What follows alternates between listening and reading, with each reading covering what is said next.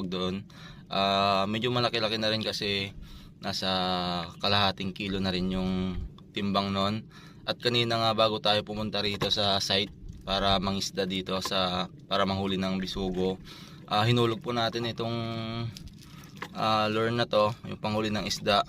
Nakapadawi po siya, kaso ang problema natin kakadwa, nakawala kasi malaki, kasi bumigay itong taga niya kakadwa. Yan, so makikita nyo kakadwa, dadalawa na lang yung hook niya. So kailangan tatlo po yan.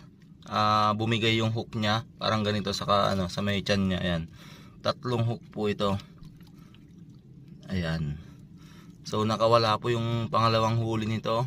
Yung estimate ko kakadwa, ang laki noon ay nasa hindi bababa sa 2 kilo yung laki. So kung nasa 1 kilo lang yun kasi kakadwa, hindi bibigay yung hook